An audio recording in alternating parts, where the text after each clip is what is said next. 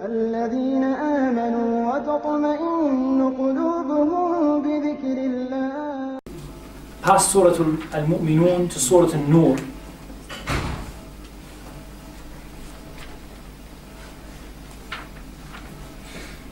And in Surah Al-Nur, we go to ayah number 63. In Surah Al-Nur, Allah tells us why it's important for us to follow the Sunnah. So we go to ayah number 63 in Surah Al-Nur. Allah Azza wa Jalla says, فَلْيَحْذَرِ الَّذِينَ يُخَالِفُونَ عَنْ أَمْرِهِ أَنْ تُصِيبَهُمْ فِتْنَةٌ أَوْ يُصِيبَهُمْ عَذَابٌ أَلِيمٌ.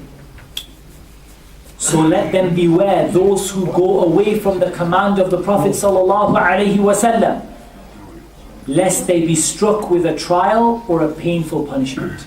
So you lose your protection if you oppose the Prophet sallallahu alaihi wasallam. And in Surah An-Nisa, ayah number 115. And again, we're going to go to every ayah, inshallah. We're going to take every ayah one by one. Surah An-Nisa, ayah number 115. وَمَنْ يُشَاقِقِ الرَّسُولِ مِنْ بَعْدِ مَا تَبَيَّنَ لَهُ الْهُدَى وَيَتَّبِعْ غَيْرَ سَبِيلِ الْمُؤْمِنِينَ نُوَلِّهِ مَا تَوَلَّى وَنُصْلِهِ جَهَنَّمْ وَسَاءَتْ مَصِيرًا. Whoever opposes the messenger after guidance has become clear to them and follows a way other than the way of the believers, we will entrust him to what he has chosen. Look how it said, forget protection, you follow a way other than the way of the Prophet sallallahu alaihi wasallam, and Allah Azza wa Jalla is going to leave you to your own self. Take it, you can go protect yourself.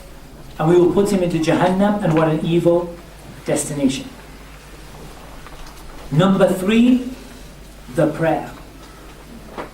Allah Azza wa Jalla told us in Surah Al-Baqarah, حافظوا على الصلوات والصلاة الوسطى وقوموا لله قانتين.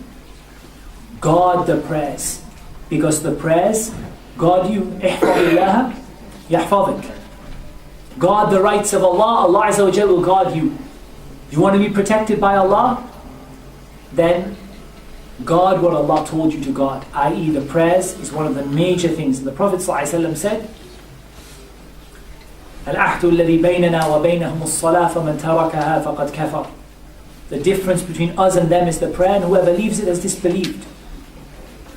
So it's essential that we don't just think about protection as I do my dua after Fajr, I do my dua after Asr. But we say instead that protection is what? Tawheed, Sunnah, prayer, and now we come to number 4, taqwa. Taqwa, لَعَلَّكُمْ تَتَّقُونَ. Taqwa. يَا أَيُّهَا النَّاسُ اعْبُدُوا رَبَّكُمُ الَّذِي خَلَقَكُمْ وَالَّذِينَ مِنْ قَبْلِكُمْ لَعَلَّكُمْ تَتَّقُونَ. Surah Al-Baqarah. O mankind, worship your Lord, who created you and those who came before you, so that you may be a people of taqwa. And taqwa itself, the very word taqwa means protection. The very word taqwa is a shield that will protect you. That's what taqwa is. So we talked about this in the khutbah on Friday. And taqwa is a means and a shield to protect you from those things you are scared of. And therefore, if you can be a person who obeys Allah, does everything you can to obey Allah, does everything you can not to disobey Allah, this is a major means of protection. So many people say, I'm reading Quran, it's not getting better. We say to them, are you also trying to do everything you can to obey Allah and everything you can to avoid disobeying Allah? Sometimes they say, well, maybe not. So maybe this is the reason why the protection has gone, and we spoke about قُلْتُمْ أَنَّ هَذَا قُلْ هُوَ مِنْ عِنْدِي أَنفُسِكُمْ, say it is from your own selves. And Allah Azza wa Jalla said, ظَهَرَ الْفَسَادُ فِي الْبَرِّ وَالْبَحْرِ بِمَا كَسَبَتْ أَيْدِي النَّاسِ. That corruption has appeared at land and sea by what the hands of people have earned.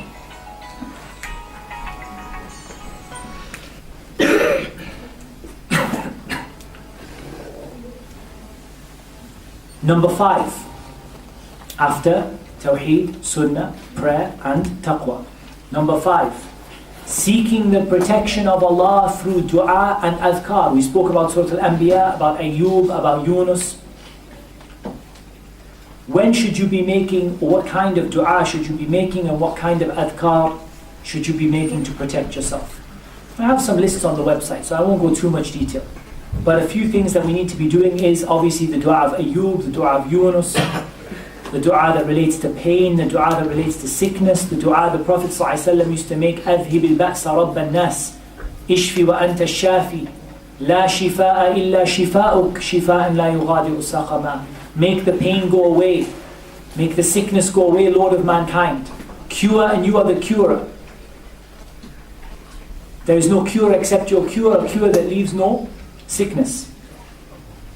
And in terms of the dhikr that we should be doing, then we need to be focused on dhikr at maybe 4 times during the day, or 5. The first is after Salatul Fajr.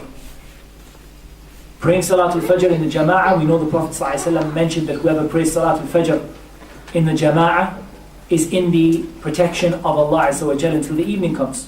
كما قال صلى الله عليه وسلم. So the dua after Fajr, morning and evening adhkar, Hisnul Muslim. Get a copy of Fortress of the Muslim. Read the dhikr in the morning after Fajr. أصبحنا وأصبح الملك لله والحمد لله. And the dua is like اللهم أنت ربي لا إله إلا أنت خلقتني وأنا عبدك. And the dua like بسم الله الذي لا يضر مع اسمه شيء في الأرض ولا في السماء وهو السميع العليم. And many other, reading Al-Ikhlas, Al-Falaq, Al-Nas 3 times. I mean, these are all in Hisnul Muslim. Get yourself a copy of Fortress of the Muslim, or go over to the website www.duas.com, duas.com. And this is, or you can go on my website as well, which has a list of these adhkar. So this is after Fajr. Next time, or the next time you should be making dua, for sure after each prayer. When you sit after each prayer, after Fajr, Dhuhr, Asr, Maghrib and Isha, your basic remembrances, because at least reading Ayatul Kursi will protect you from one prayer to the next. The next time, after Asr, and the correct opinion inshallah is that the dua for the evening should be read after Asr, inshallah.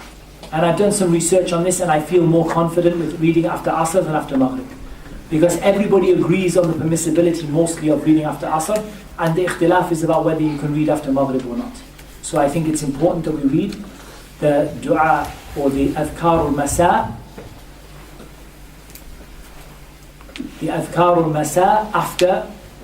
after Maghrib, inshallah ta'ala. After Asr, sorry, inshallah. So you read them after Asr. And if you read them after Maghrib, sometimes if you are late and you read them after Maghrib, inshallah there's no harm. But it's the right time to read them is after Asr.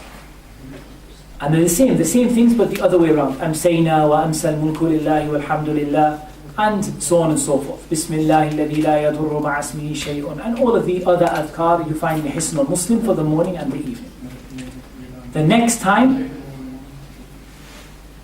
at night, before you go to sleep. At night, before you go to sleep. So before you go to sleep, you do your Subhanallah and Alhamdulillah and La ilaha illallah. You do Subhanallah and Alhamdulillah and Allahu Akbar. Allahu Akbar is 34 times when you do it before you go to sleep, or the other 2 are 33. And you do your recitation of, whatever you recite, Surah Al-Mulk and the last 3 quls at the end of the Quran, and you blow over yourself like this, and you wipe over your body, and you repeat that process 3 times, and so on and so forth from the different adhkar, Ayatul Kursi, and the shaitan doesn't come near to you and doesn't disturb you when you are asleep. The last time that I will mention that you should be doing dhikr and dua are the dhikr that is specific to certain circumstances when the shaitan has a hold over you. So from this is the dua of entering the house, Bismillah. And to the best of my knowledge, the dua Bismillah walajna is da'if. It's a weak hadith. And the correct dua when you enter the house is to say Bismillah and then to say Assalamu alaikum. So this saying Bismillah when you enter the house stops the shaitan from sleeping in the home. Saying Bismillah when you eat stops the shaitan from eating in the home. saying Bismillah, tawakkaltu ala Allah, wa la hawla wa la quwwata illa billah, when you go out of the house, the angels say that you have been sufficed and you have been protected, and the shaitan is despairs of how can I affect someone who has been protected and has been sufficed and has been saved from every harm. How can I possibly attack someone when this is their situation? So dua when you leave the house, dua when you enter the bathroom, when you say Allahumma inni, or you say Bismillah, Allahumma inni a'udhu bika min al-khubuthi wal-khaba'ith. Many of the scholars said al-khubuthi wal-khaba'ith are the jinn, the male and female jinn. And some of them said they are the jinn and everything which is khabith, everything which is disgusting or filthy. And the point is that this dua is a dua for protection from the jinn in a place where the jinn are known to reside. And finally, the dua at the time of marital intimacy, Allahumma jannibna ash-shaytan wa jannib ash-shaytana ma razaqtana. Because at the end of the day, this is another time when the shaitan can get near to a person. So you're doing your dua after, your dhikr after fajr, your dhikr after salawat al-khams, the 5 daily prayers. You're doing your dhikr after asr. You're doing your dhikr before you go to sleep. You're making dua when you leave the house and when you come into the house, when you eat, when you go to the bathroom, and at time of marital intimacy. And at the end of the day, this is a comprehensive set of dua, as well as the general command, Ya ayyuhalladhina amanu, zkurullaha dhikran kathira. Remember Allah with much remembrance. Why? Because Allah Azza wa Jalla said at the end of Surah Al-A'raf, we'll go again to see if we can get the tafsir of this ayah. At the very end of Surah Al-A'raf, Allah Azza wa Jalla told us, إِنَّ الَّذِينَ اتَّقَوْا إِذَا مَسَّهُمْ طَائِفٌ مِّنَ الشَّيْطَانِ تَذَكَّرُوا فَإِذَا هُمْ مُبْصِرُونَ. Ayah number 201. Let's see what Imam Sa'di has to say about this ayah. He said, when it is the case that it must be that the slave sometimes forgets, and sometimes you miss out on what you should be doing, and the shaitan gets a hold of you a little bit, and the shaitan has not ceased to wait for you to, the shaitan is hiding in wait, waiting for you to be ghafil, waiting for your ghafla, waiting for you to be unaware. Shaitan is waiting for you to be unaware so he can get hold of you. You remember Allah subhanahu wa ta'ala, or the remembrance of Allah at that time is the thing which distinguishes the muttaqeen from al-ghawi. The pious people from those who are not pious, the pious people from those who are ignorant and unaware, is that you remember Allah Azza wa Jalla at that time. And the person who fears Allah, when he feels his sin, أَحَسَّ بِذَنْبِهِ, he feels that I've made a sin, and he feels that the shaitan maybe has given him an affliction. So maybe he has done some kind of sin, or he has left something wajib. He remembers where this came from, and he remembers what Allah has made obligatory for him to do from Iman, and so he can see clearly, and he seeks the forgiveness of Allah Azza wa Jal, and he makes up for what he has been negligent in by doing sincere tawbah and many, many good deeds. So the shaitan turns away in loss and in sort of failure. And every single thing that the shaitan had tried to do to that person is turned back against the shaitan and is used against them. And that is the benefit of remembering Allah at the time when the shaitan, you feel the shaitan might have afflicted you. The Sheikh's talking about a sin. It doesn't have to be. It can be even an affliction like an affliction of jinn or magic or something like that. You remember Allah. Some of the scholars of tafsir said, تَذَكَّرُوا أي ذَكَرُوا اللَّهِ. They remember Allah Azza wa Jal. And some said they remember their sin. And again, this is tafsir or tanawwu'. This is multiple tafsir. It's both of them are valid. You remember Allah, you remember the sin, and you seek forgiveness for the sin, and you turn to Allah Azza wa Jal. So remembering Allah throughout the day, when you feel the waswas of the shaitan, you remember Allah subhanahu wa ta'ala. And the greatest form of remembering Allah is the Quran. The greatest form of remembering Allah Azza wa Jal is remembering Allah subhanahu wa ta'ala through the Quran. So again, we're going to go to Surah Al-Isra. We've been there before. And we're going to look at ayah number, I think, 45. وَإِذَا قَرَأْتَ الْقُرْآنَ جَعَلْنَا بَيْنَكَ وَبَيْنَ الَّذِينَ لَا يُؤْمِنُونَ بِالْآخِرَةِ حِجَابًا مَسْتُورًا. When you recite the Quran, we make between you and those people who do not believe in the hereafter a concealed partition. You want to get the shaitan away from you? Recite the Quran. It's from the major means to get the shaitan away from us. And particular parts of the Quran. What particular parts of the Quran? We're going to come to those in a minute, but after the break. But we'll just a few we can say. Surah Al-Baqarah. Prophet ﷺ said, أَخْذُهَا بَرَكَةً وَتَرْكُهَا حَسْرَةً وَلَا يَسْتَطِيعُهَا الْبَطَلَةً. He said, taking Surah Al-Baqarah is a barakah. And leaving Surah Al-Baqarah is a loss. And the magicians cannot do anything against Surah Al-Baqarah. And also protecting your house as a means of protecting yourself. Because your house is your fortress. And your fortress should be strong against the shaitan. If your house is a place which is letting inside the shaitan, then this is not going to protect you. You're going to be like the soldier in the fortress, and the door of the fortress is open and the enemy is coming in through the door, so you will not be able to defend yourself well. You need to make your fortress strong, your home strong, by removing evil from the home. The angels don't enter the house where there's a dog or a picture. At the end of the day, you have to remove the pictures, the films, the music, the free mixing, the haram, the not praying, the arguments, and all of the other things that make the house beloved to the shaitan. Make it a place of prayer, a place of learning Islam, and a place of obedience to Allah Azza wa Jal. Keep the windows and doors closed between Maghrib and Isha.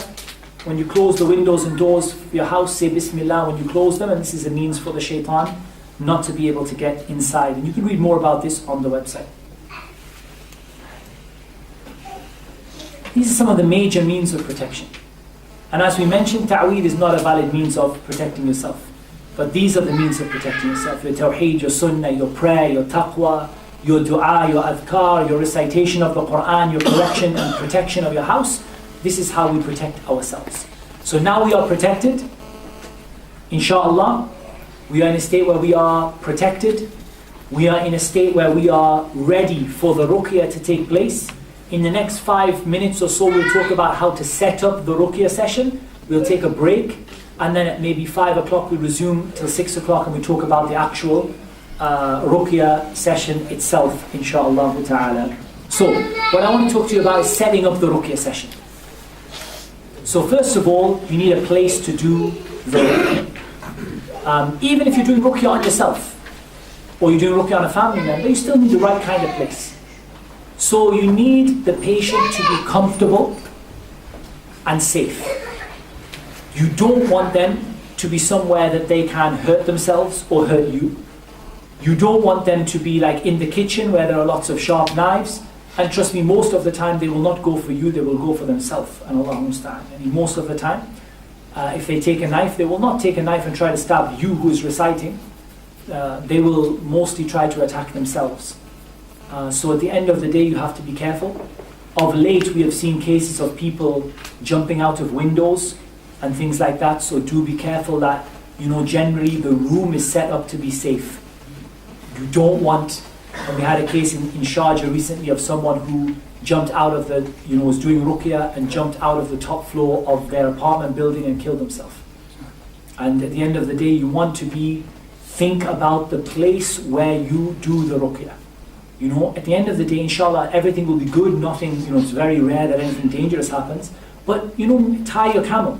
Make sure your place is safe. Make sure you're, sort of a masjid type thing. Again, masjid, the problem is you have to seek permission, obviously, from the administration, because sometimes it's not appropriate if the masjid has people coming in all of the time, they don't have a spare room or something. But, at the end of the day, wherever you do it, somewhere which is nice and safe, which is comfortable, the person, if they start kicking and hitting, they're not going to hurt themselves. Don't worry about yourself. Yourself is no big deal. But worry about them. They're not going to hurt themselves. They're not going to like fall off a chair and hit their head on a marble, fireplace or something like that. It's somewhere comfortable for them and safe for them. Somewhere where there's nothing immediately dangerous around them. The last thing you want to do is have glasses and things like that, because yes, they will pick them up and throw them at you. And sometimes the jinn will pick them up and throw them at you. Which is the same thing, but just when the jinn do it, it just, it flies by itself. And when they do it, they pick it up and throw it. But the point is that, things like this happen. So it very rarely happens. I mean, I think maybe only, less than 1 in 10 cases. But when it does happen, you want to tie your camel, just have a safe area. A place where the person's not going to hurt themselves. Where they're not going to, endanger themselves for anybody else. Sit them down and remind them about Allah. Remind them about what we said about the conditions of ruqyah, about trusting in Allah, attaching your heart to Allah, leaving your sins, doing your prayers, all of that stuff that we said, so that you can get the most complete reward. Remind them to think about the Quran as it's being recited, to understand the ayat, to know that you're not their cure, but Allah is their cure. And even if you're reciting on yourself, you keep these same things in mind, that you're thinking about the Quran. There's a big difference between dhikr, where your heart is engaged, and dhikr, where your heart. So you're reading the Quran and your heart's really feeling every ayah, and you're reading the Quran just like a tape player. Big difference between the two. Big difference. So read the Quran with your heart engaged, really think about it. And don't feel weak, like we said, وَلَا تَهِنُوا وَلَا تَحْزَنُوا. Don't feel weak. Like don't feel that, the shaitan will overcome me, I will not be able to recite, I will fall on the floor, I might die, Don't feel like this. You will be successful, inshallah. So you trust in Allah Azza wa Jal, and you begin, you say, أعوذ بالله من الشيطان الرجيم بسم الله الرحمن الرحيم. Couple more points before we just take a little break. If it is a non-mahram lady, then there are a couple of extra precautions you need to take. First one is, the Prophet ﷺ said, no man is alone with a woman except that the shaitan is the third one. Now, you're already dealing with the shaitan. The last thing you want to do is put another shaitan in the room as well. It's not a good idea. You want to get rid of as many shayateen out of the room as possible. So you are not going to be in the room alone with her. You bring her mahram, a man who is her mahram, her father, her brother, whatever, to sit with her. Or if that is not available, maybe she's a new Muslim, she doesn't have a mahram who is a Muslim, then at least you can bring another sister who is reliable, who will not run out of the room, and you don't allow yourself to be alone. Number 2, you don't touch the lady. There's no need to touch in ruqyah. You can touch, touching is fine for a man. You can touch and you can chase the place and you can, give them some pressure and so on and so forth. But you don't touch a lady who is not your mahram. The Prophet ﷺ said, تَدَاوَ وَلَا تَدَاوَ بِالْحَرَامِ. Treat yourself, but don't use the haram. And the Prophet ﷺ did not allow you to touch a non-mahram woman, so there's no need. Someone might say, well, a doctor can touch a woman. A doctor can touch a woman if there's no female doctor, and if there is an absolute need and the person might die and all the other conditions, then yes, a doctor can touch a woman. But ruqyah is not like that. Because in ruqyah, you can have the mahram touch the woman, or the sister who is there touch the woman. And likewise, there is no direct need to touch the woman there. There is no da'iyah, there is no need for you to touch the woman in this case. Why do you need to touch her? And is the power in your fingers, like you're gonna do some sort of thing to push the jinn out with your fingers or something? You don't need to touch her. Why do you need to touch her for? Yes, touching can be beneficial if you're allowed to do it, but it's not essential for the treatment. And there are ahadith, I have them on my website, which prove the permissibility of doing ruqyah without touching. And as long as that's an option, you shouldn't be touching a lady. Shouldn't be looking at her. You can leave that to the mahram. What I tend to do is to place the lady on a chair and I read from behind her head, because that saves me from the temptation, since the shaitan is around you, and you should not think that you are safe of the plot of Allah. And don't think, I'm so pious, I will not look, I will not feel anything, I will not become attracted. Don't put so much piety on yourself. فَلَا تُزَكُّوا أَنفُسَكُمْ. Don't declare yourself to be so pure and so pious. So instead, we usually recite from behind. We put on the chair, turn away, and recite from behind. So even if you look, you're not going to really see anything, inshallah. And you try and keep yourself an arm's length away from the lady as well. so that you, in case the shaitan puts in your mind to reach out and get hold of her, which is, at the end of the day, it can happen. Because the shaitan, this is a time when shaitan is there and you are not as strong as you think you are. Maybe shaitan will put in your mind that she needs quickly for you to grab hold of her, and then you realize that actually this is just from shaitan. So you should stay usually about an arm's length away, so that if I get the temptation, it's not going to, and it's going to take me, I can think about it for a couple of seconds before I need to rush in. Yes, there may be a case when you need to touch a woman who's not a mahram. If she runs at you with a knife, it's probably a good idea to touch her at that point. Unless you can just run out and jump out of the window yourself. If she starts to hit herself or hurt herself and no one else is there, if the mahram is not coping, like he's got hold of her arms but she is, like kicking him or something and he's getting a good, kicking in the head, it might be a good idea to just get hold of the leg and move it away. But it's not very common that you have these kind of problems, ikhwan. It's not very common that you have these kind of problems, but you just be prepared, especially when it comes to the sisters, that you behave in an appropriate way, because the raqi should be the example of taqwa and not be the person who is, the one who is doing dubious things, and then there's dubious marriages and all sorts of things like that. And we always say to people, if you're going to do ruqyah for people, don't see ruqyah as a way to make money, don't see it as a way to get married. Because this is two things that a lot of people who do ruqyah see. They see it either as a way to make money, and I'm not saying it's haram to ask for money, but they see it as a way to get rich quickly. Let me see how many patients I can get. I can get 50 from each patient, 50, 50, 50, 50, 50. Okay, if I do 10 patients a day, that's £500 a day. And subhanAllah, they see it like a conveyor line of one after the other after the other. If you can take no money, this is best. I've always done it like this. I've always done it, no money at all. If you can take no money, it's best. If you have to take some money, take what is reasonable according to your time. And if you normally in your work you earn £15 an hour, so take £15 an hour, inshallah. But don't take 50 or 100 or 200 or 500 or whatever the people are charging in these days. And don't see ruqyah as a chance to get married. Just put that out your head. There is no marriage going to come out of this ruqyah business. Yeah, it's not a marriage opportunity. Otherwise, every woman that comes in, you'll be looking just to see is she suitable for marriage or not. It's not the right way to do things. Keep this out of your mind. Ruqyah is for Allah Azza wa Jalla. You want to get married? Yeah, go get married, inshallah. But don't mix ruqyah and money and ruqyah and marriage. And again, I don't blame a person who takes a small amount of money to cover their transport costs or to cover their time off work or something like that. And subhanAllah, if you need to do it, you need to do it. If you can avoid it, it's better. But if you need to do it, you need to do it. But what we don't want to see is people who are like, look, pay me 200 quid or I'm not coming to see you. And that is very common, more common than you think. Honestly, people charging 200, 300, 400 pounds an hour. For what? قُلْ أَعُوذُ بِرَبِّ الْفَلَقِ قُلْ أَعُوذُ بِرَبِّ النَّاسِ. Ya ikhwan, I can recite this myself. Why am I going to pay you 300 quid to recite قُلْ أَعُوذُ بِرَبِّ الْفَلَقِ and قُلْ أَعُوذُ بِرَبِّ النَّاسِ? This shows a weakness of iman, that the Quran is what is making the difference, and a trust in an individual. It's like, this guy's so good, his قُلْ أَعُوذُ بِرَبِّ الْفَلَقِ is going to cure me. No, it's from the Quran.